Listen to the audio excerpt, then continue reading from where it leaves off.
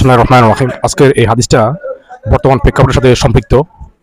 তো যারা অতীতে জুলুম নির্যাতন করছে বা এখনো করতেছে বা কারা কেউ ক্ষমতায় গিয়ে করবে, প্রত্যেকের জন্য আমি মনে করি হাদিসটা সম্পৃক্ত।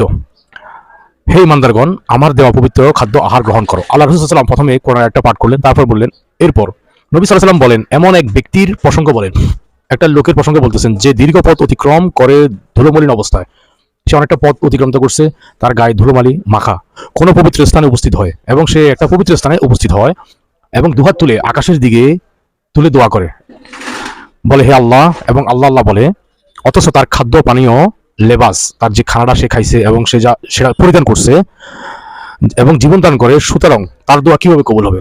তার খাদ্য হারাম, তার পোশাক হারাম, যে জীবনযাপন যা করছে সবই হারাম টাকা দিয়ে গ্রহীত, এবং সে আল্লাহ দরবারে হাত তুলে।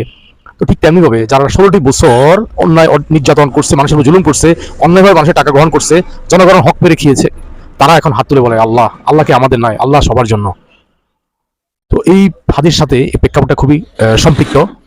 তো ভাই, এখানে প্রখ্যাত সাহাবী আবু হুরায়রা রাদিয়াল্লাহু আনহু বলেন, আল্লাহ রাসূল সাল্লাল্লাহু আলাইহি ওয়াসাল্লাম বলেছেন, তোমাদের কারো পক্ষে, মানে তোমাদের কারো পক্ষে এক বোঝা লাকড়ি সংগ্রহ করে পিঠে বহন করা নেওয়া, এক বোঝা লাঠি সংগ্রহ করছে এবং পিঠে বহন করে নেওয়া কারো কাছে চাওয়ার থেকে উত্তম। তার মানে প্রয়োজন এক বোঝা লাকড়ি সংগ্রহ করবেন, পিঠে বোঝা বহন করা অত্যন্ত সম্মানের, কারো কাছে হাত পাতা চেয়ে, মানে আপনি কারো কাছে ভিক্ষা করলেন, সাহায্য চাইলেন, কিন্তু যেখানে এটা নিষিদ্ধ করা হয়েছে, তো সেখানে আপনি কারো কাছে চাঁদা দাবি করলেন, ঘুষ দাবি করলেন, অন্যের হক মেরে খেলেন, তো সেখানে কিভাবে এটা হালাল হতে পারে? আপনি এটা চিন্তা করবেন। এই হাদিসটা প্রয়োজনে কয়েকবার কথাটা শুনবেন, বিবেক দিয়ে বোঝার চেষ্টা করবেন, তাহলে হয়তো আল্লাহ সুবহানাহু ওয়া তাআলা আপনার জন্য কোনো পথ বের করে দিবে।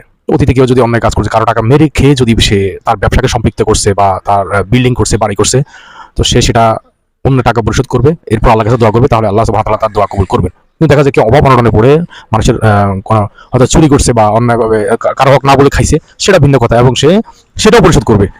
মানে যদি সে পানাদার খুঁজে পায়, তাকে যে কোনো হয়তো তার সাথে যোগাযোগ করবে, দেখেন আমি একসময় অভাব পড়ে আপনার থেকে কিছু টাকা নিয়েছিলাম, কিন্তু আপনি জানেন না, যদি আমাকে টাকাটা মাফ করে দেন আমি উপকৃত হতে, যদি মাফ না করে দেন আমাকে কত টাকা দিলে আপনি সন্তুষ্ট হবেন, তো তার সাথে কন্ট্যাক্ট করা।